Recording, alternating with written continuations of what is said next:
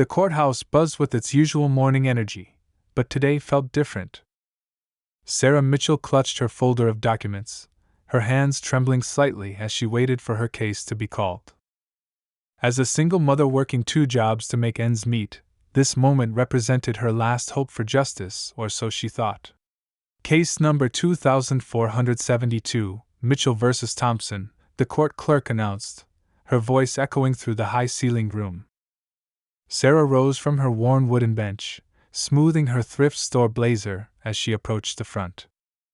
She'd spent hours watching YouTube videos on courtroom etiquette, determined to present herself professionally despite her limited means. The story that would unfold in that courtroom would soon become the talk of the town, though not for the reasons anyone expected. Sarah had filed what seemed like a straightforward child support case against her ex-husband, Richard Thompson, a mid-level bank manager who'd walked out 3 years ago, leaving her to raise their 8-year-old daughter alone. Judge Patricia Chin, known for her sharp wit and no-nonsense approach, studied the papers before her with unusual intensity. Her brow furrowed as she flipped through the pages, occasionally glancing up at Sarah and Richard with an unreadable expression. The tension in the room grew thick enough to cut with a knife. "Ms. Mitchell," Judge Chin began, her voice carrying a hint of something Sarah couldn't quite place, "I've reviewed your petition for child support, but there seems to be some discrepancy in the financial records submitted to this court." Sarah's heart dropped to her stomach. Discrepancy? She'd been meticulous with her paperwork, spending countless nights at her kitchen table after her daughter went to bed, organizing every receipt, every bank statement.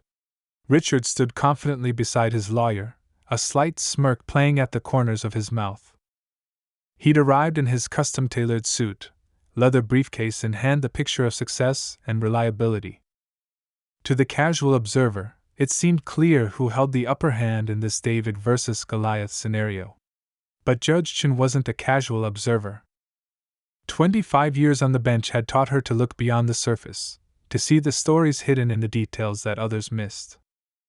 As she continued her review, her expression shifted from curiosity to concern, then to something that looked remarkably like discovery. "Mr. Thompson," the judge's voice cut through the courtroom like a razor, "would you care to explain the series of transfers from your Cayman Islands account?" The smirk vanished from Richard's face as quickly as he'd vanished from Sarah's life 3 years ago. His lawyer shifted uncomfortably beside him, clearly caught off guard. Sarah's confusion mingled with hope as she watched the color drain from her ex-husband's face. She'd known Richard had been hiding something during their marriage, but she'd never been able to prove it. Now, in this moment she dreaded for months, Judge Chin had uncovered something that would change everything. The courtroom fell silent as Judge Chin laid out a trail of financial breadcrumbs that led to a stunning revelation. This wasn't just about unpaid child support anymore, it was about years of calculated deception, hidden assets, and a web of lies that was about to unravel in spectacular fashion. Sarah stood there, her hands now steady as steel, as she realized this day would indeed bring justice, but in a way she never could have imagined. The truth that Judge Chin was about to reveal would not only secure her daughter's future but would expose a scheme that reached far beyond their small family drama. As Judge Chin prepared to announce her findings, the tension in the courtroom reached a fever pitch. The next few words would set in motion a chain of events that would ripple through their lives like a stone thrown into still water. Sarah took a deep breath, knowing that whatever came next would change everything, not just for her and her daughter, but for everyone involved in this increasingly complex web of deceit. The judge leaned forward, her glasses catching the fluorescent light of the courtroom as she prepared to speak. Every eye in the room was fixed on her, every breath held in anticipation. The truth she was about to reveal would prove that sometimes justice arrives in unexpected packages, and that the smallest request for help can uncover the biggest secrets. What Judge Chin discovered that day would not only reshape Sarah's future but would also serve as a reminder that in the pursuit of justice, the truth has a way of finding its way to the surface, no matter how deep it's buried. As the judge opened her mouth to speak, the courthouse clock struck noon, its chimes echoing through the halls like a drumroll before the biggest revelation of Sarah's life. Judge Chen's voice cut through the silence like a thunderclap. Mr. Thompson, according to these records, you've been operating multiple shell companies through which you've funneled approximately $2.4 million over the past 5 years. The courtroom erupted in hushed whispers as Richard's lawyer frantically shuffled through his papers. Sarah's mind raced back to all those late nights when Richard claimed to be working overtime at the bank. The mysterious phone calls, the business trips that seemed to multiply each year, the way he'd dodge her questions about their finances, it all started making terrible sense. Your Honor, I can explain, Richard stammered, his confident facade crumbling like a sandcastle in the rain. But Judge Chen wasn't finished. She held up a document, its official letterhead visible to everyone in the front row. I have here a report from the Financial Crimes Unit showing systematic transfers between your various accounts. Mr. Thompson, while you claimed an annual income of $85,000 on your child support assessment, these records indicate you've been earning closer to $500,000 per year through your, shall we say, creative accounting practices. Sarah felt the room spinning. $500,000? While she'd been working double shifts at the diner and picking up weekend cleaning jobs just to keep the lights on. While their daughter, Amy, had to give up her beloved dance classes because they couldn't afford it? The judge continued, her voice growing harder with each revelation. The court has also uncovered evidence of property holdings in 3 different states, registered under various LLC names, all tracing back to you, Mr. Thompson. Properties that, interestingly enough, were purchased during your marriage but never disclosed in your divorce proceedings. Richard's lawyer cleared his throat. Your Honor, my client reserves the right to, but Judge Chen cut him off with a sharp wave of her hand. Counselor, your client might want to reserve his right to remain silent, because what I'm looking at here goes far beyond family court jurisdiction. This is looking more and more like a case of federal tax evasion and fraud. Sarah watched as 2 suited individuals entered the courtroom, their badges glinting under the fluorescent lights. FBI. The reality of what was unfolding hit her like a tidal wave. This wasn't just about child support anymore, it was about years of calculated deception that had affected not just her family, but potentially dozens of others. Ms. Mitchell, Judge Chen's voice softened slightly as she addressed Sarah, did you have any knowledge of these financial dealings during your marriage? Sarah shook her head, finding her voice. No, Your Honor. I just knew something wasn't right. Richard always insisted on handling all our finances. When I'd ask questions, he'd tell me I wouldn't understand, that I should focus on taking care of Amy instead. The judge nodded, making a note in her file. Mr. Thompson used his position at the bank to orchestrate quite an elaborate scheme. The investigation reveals connections to several other accounts and businesses that raise serious concerns about money laundering. Richard's composed exterior had completely shattered now.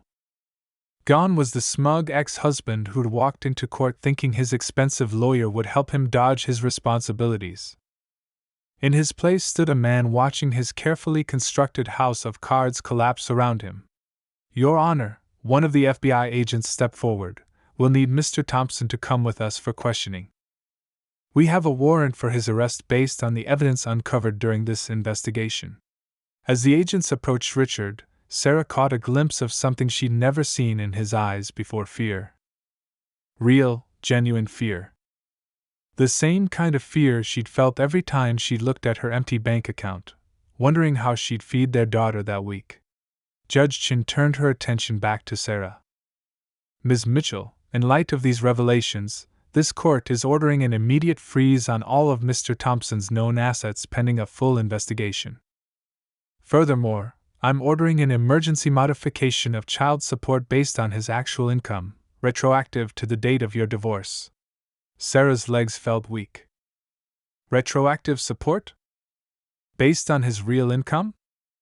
The implications were staggering. But as she watched Richard being led away in handcuffs, she felt no joy, only a profound sadness for their daughter who would have to make sense of all this someday. The judge wasn't finished. However, Ms. Mitchell, I should warn you that this is just the beginning. The federal investigation may uncover more details that could impact future proceedings. There's a strong possibility that some of these assets may be subject to federal seizure. A soft buzz filled Sarah's ears as she tried to process everything. Her simple request for child support had unexpectedly pulled the thread that was now unraveling a years-long financial conspiracy. As she gathered her things to leave the courtroom, her phone buzzed with a text from her neighbor watching Amy. How did it go? Sarah stared at the screen, wondering how on earth she would explain this to her daughter. How do you tell an 8-year-old that her father isn't just a dad who left, but someone who might be going to prison? The weight of what had just happened, and what was still to come, settled heavily on her shoulders as she stepped out of the courthouse into the bright afternoon sun. The weeks following the courthouse revelation unfolded like a complex puzzle, each piece revealing more unsettling truths. Sarah sat at her kitchen table, surrounded by stacks of documents the FBI had asked her to review. Financial statements, property deeds, and business contracts. Each paper trail led to another hidden account, another shell company, another lie. Amy's voice drifted in from the living room where she was doing homework. Mom, when is Dad coming to my recital next week? The question pierced Sarah's heart. She hadn't told Amy about Richard's arrest yet, hoping to protect her until she figured out how to explain it all. The investigation had revealed that Richard's scheme went deeper than anyone initially suspected. He hadn't just been hiding money, he'd been part of a larger network of financial fraud that stretched across state lines. The FBI agents, Lisa and Mark, had become regular visitors to Sarah's home, each visit bringing new questions and revelations. Mrs. Mitchell, Agent Lisa had said during their last meeting, "We believe your ex-husband wasn't working alone." The patterns we're seeing suggest involvement from other bank executives. "We need your help to identify any suspicious activities you might have noticed during your marriage." Sarah's mind wandered back to the dinner parties they used to host, the conversations that would shift when she entered the room, the mysterious weekend golf trips with his colleagues. How many of those seemingly innocent moments had been covers for something darker? The media had gotten wind of the story. Local news vans started appearing outside Sarah's house, reporters hoping to catch a glimpse of the woman who'd inadvertently exposed what was shaping up to be one of the biggest financial fraud cases in the state's history. She'd started taking different routes to work, trying to shield Amy from the growing chaos. One evening, as Sarah was preparing dinner, her phone rang. The caller ID showed a number she didn't recognize. "Hello?" she answered cautiously. "Sarah, please don't hang up." It was Richard's voice, calling from the detention center. "There are things you need to know. Things that could put you and Amy in danger if they come out." Her hand tightened around the phone as ice ran through her veins. "What are you talking about, Richard?" "Some of the people involved. They're not just bankers. There's money tied to things. Darker things. You need to stop cooperating with the FBI." Before the line went dead. That night, Sarah barely slept. Richard's warning echoed in her mind, mixing with memories of suspicious incidents she'd dismissed over the years. The break-in at their old house that nothing seemed to be taken from. The car that had followed her home one night last year. The strange man who'd been watching Amy's school. The next morning, Agent Lisa arrived at her door looking more serious than usual. "Mrs. Mitchell, we need to move you and Amy immediately. We've uncovered evidence suggesting connections between this case and an international money laundering operation. Your safety might be compromised." Sarah's world tilted on its axis. Within hours, she and Amy were being whisked away to a safe house, leaving behind their home, their friends, their entire life. Amy's tears and confusion were like knives in Sarah's heart. As they settled into the sparse but secure apartment, Sarah learned that Richard had agreed to cooperate with the authorities. His testimony could bring down not just local bank executives, but expose a network of criminal activities that had been operating in plain sight for years. But there were others who wanted to keep their secrets buried. The safe house's windows rattled as a black SUV rolled past for the third time that day. Agent Mark spoke quietly into his radio, his hand resting on his holstered weapon. Sarah held Amy close as they sat in the dimly lit living room, trying to maintain a sense of normalcy while their world crumbled around them. "Mom," Amy whispered, "I'm scared." "What's really going on?" Before Sarah could answer, Agent Lisa burst into the room, her face tense. "We've got movement outside. Multiple vehicles approaching. Mrs. Mitchell, get your daughter and follow me. Now." The sound of screeching tires filled the air as Sarah grabbed Amy's hand, their hearts pounding in synchronized fear. They rushed toward the back exit, but stopped dead in their tracks as headlights flooded the hallway through the windows. They were surrounded. Agent Lisa's radio crackled with urgent voices as she positioned herself between Sarah and Amy and the approaching threat. The sound of footsteps echoed from multiple directions, growing closer with each passing second. Sarah's mind raced through her options, her maternal instincts screaming to protect her daughter at all costs. But as the footsteps grew louder and shadows appeared on the walls around them, she realized this was much bigger than anything she could have imagined when she first walked into that courthouse seeking simple justice. A sudden burst of static filled their radios, followed by an unexpected voice. "Mrs. Mitchell, this is Assistant Director Collins of the FBI. Hold your position. We have the building secured." The tension in Agent Lisa's shoulders eased slightly, but her gun remained drawn. The footsteps grew louder, and around the corner appeared not the expected threats, but a team of heavily armed FBI agents in tactical gear. Behind them walked a tall woman in a suit, Assistant Director Collins herself, and beside her stood Richard, unhandcuffed and wearing a wire. "Sarah," Richard's voice cracked, "I'm so sorry. I had to make this right."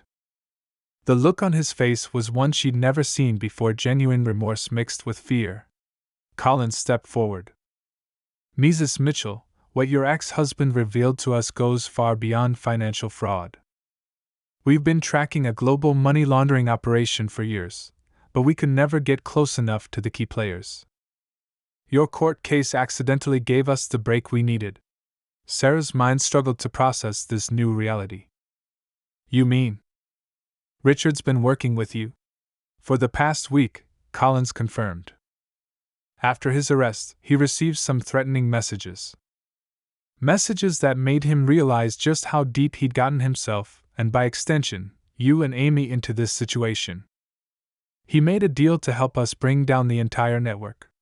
Amy clung to Sarah's side, her eyes wide as she watched the scene unfold. "Mom, is Dad in trouble or helping? I don't understand." Before Sarah could answer, the building's power cut out, plunging them into darkness.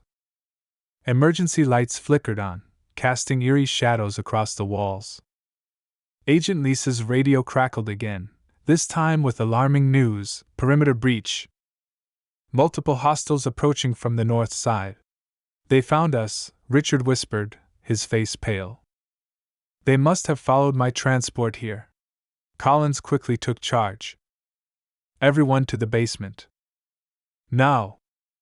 We have a secure exit route." The group moved swiftly through the darkness, guided by the agent's tactical lights. As they descended the stairs, Sarah's phone buzzed. The message made her blood run cold. "Did you really think Richard was the only one at the bank involved? Check your old safety deposit box." A friend, the safety deposit box. Sarah hadn't thought about it in years. Richard had insisted they get one when they first married, though she'd never known what he kept in it. She grabbed Collins's arm. "Wait. There's something else. Something at the bank." The sound of breaking glass above them accelerated their descent. In the basement, Collins directed them toward what appeared to be a solid wall. With a few quick keystrokes on a hidden panel, the wall slid open to reveal a tunnel. "An old Cold War escape route," Collins explained as they hurried through. "Mrs. Mitchell, what were you saying about the bank?" Sarah showed her the message. Richard's face turned even paler. "The box. Sarah, I'm so sorry. I never told you, but that box contains evidence against everyone. Names, dates, account numbers. I kept it as insurance, but now. A distant explosion rocked the tunnel, sending dust raining down on them. They're not just here for us, Richard continued, his voice urgent. They're here to find out if I told you about the box. The contents could bring down hundreds of people, judges, politicians, business leaders. Amy's small voice cut through the chaos. Dad, are the bad guys the ones who made you lie to us about money? Richard's composure finally broke completely. Tears streamed down his face as he knelt before his daughter. Sweetheart, I made bad choices. Really bad choices. But right now, I'm trying to. Another explosion, closer this time, cut him off. Collins checked her phone, her expression grim. They'd found the tunnel entrance. We need to move. Now. As they ran through the dimly lit passage, Sarah's mind raced. The safety deposit box. The court case. Richard's cooperation. It was all connected in ways she never could have imagined when she first decided to file for child support.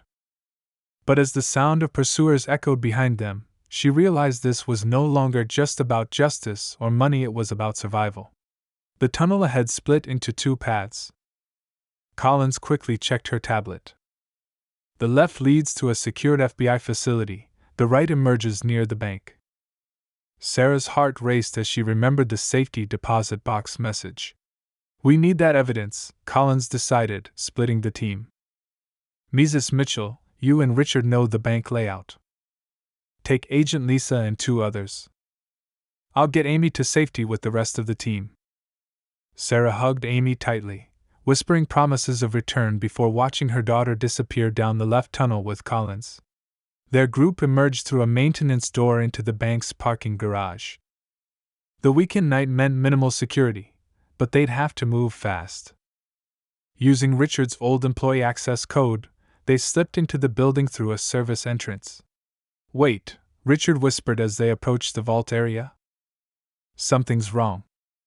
The security panel, it's already been bypassed. Sarah's blood ran cold as they heard voices from inside the vault. The box has to be here somewhere. An angry voice echoed. The boss wants it found tonight. Through the vault's glass, Sarah recognized the speaker, Thomas Wright, the bank's current CEO and Richard's former mentor. Agent Lisa signaled for backup while they listened. Wright wasn't alone, 3 others were with him, methodically checking safety deposit boxes. Sarah recognized one as Judge Harrison, who'd presided over numerous bank-related cases over the years. They're destroying evidence, Richard whispered. They must have figured out I kept records. But Sarah noticed something else. Box 2317, their old box, remained untouched. Wright's team was working systematically, but they hadn't reached it yet. Suddenly, alarms blared throughout the building. The infiltrators from the safe house had triggered security systems elsewhere in the city, and the bank's automated protocols activated. The vault door began its automatic lockdown sequence. It's now or never, Agent Lisa declared. They burst in, weapons drawn. FBI. Hands where we can see them. Chaos erupted. Wright's men drew guns, but in the confined vault space, they had nowhere to run. Judge Harrison immediately surrendered, but Wright made a desperate move toward box 2317. Stop! Sarah's voice rang out. That evidence doesn't just implicate you. It proves how many families you've destroyed, how many lives you've ruined with your schemes. Wright laughed bitterly. You have no idea, do you? Richard wasn't just keeping evidence, he was gathering it. Tell her, Richard. Tell her what you really were before the FBI turned you. Richard stepped forward, his expression pained. I was internal affairs, Sarah. Deep cover for 5 years. The marriage. It wasn't supposed to be real. But then I fell in love with you, with our life together. I couldn't tell you without risking everything. Sarah's world spun. Their entire marriage had been part of an investigation? But before she could process this, Wright made his move. He lunged for the box, gun raised. 2 shots rang out. Wright fell, dropping his weapon. But he was smiling.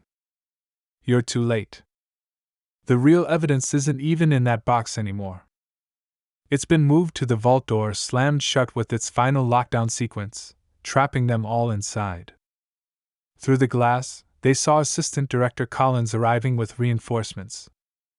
But she wasn't alone. Amy was with her, clutching a familiar USB drive. Looking for this? Collins's voice came through the vault's intercom. Amy remembered something, Richard. About that day last year when you took her to work and showed her your special hiding place in Daddy's office. Smart girl. Wright's face contorted with rage as he realized the child had outsmarted them all. The evidence had never been in the safety deposit box, it had been hidden in plain sight, entrusted to the one person no one would suspect. As FBI teams worked to open the vault, Sarah looked at Richard through new eyes. Their marriage may have started as a cover, but the love in his eyes when he looked at Amy, that was real. Sometimes, she realized, the biggest truths emerged from carefully constructed lies.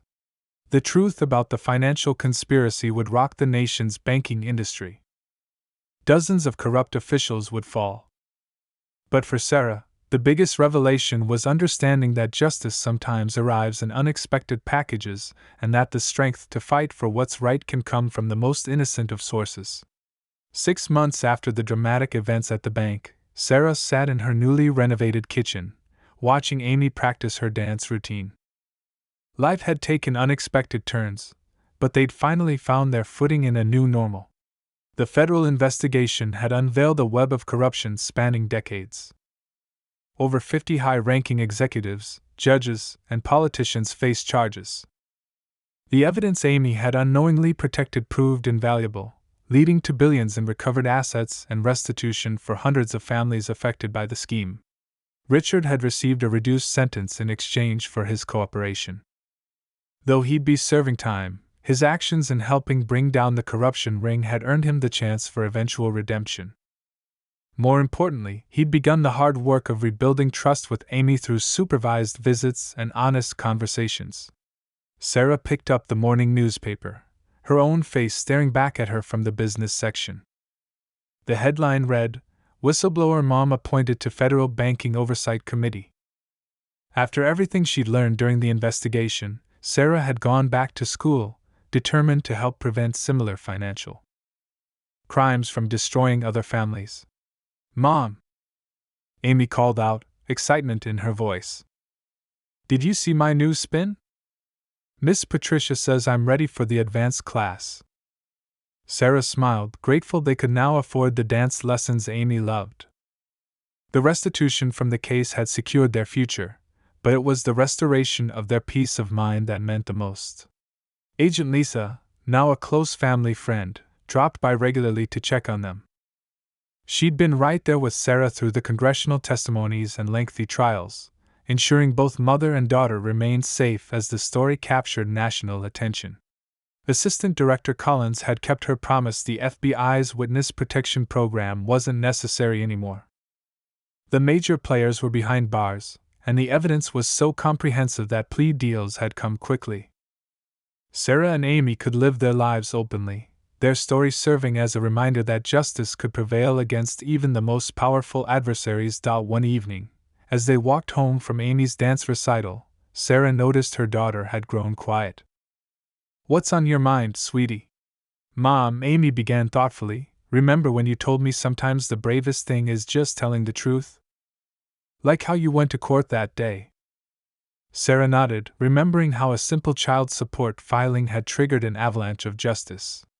"Well, Jenny in my class, her parents are getting divorced, and her mom's scared to go to court. I told her my mom was scared too, but she did it anyway, and it helped a lot of people." Sarah hugged her daughter close, realizing that their story had ripple effects they might never fully know. The truth had cost them their old life but had given them something more valuable, the chance to help others find their courage.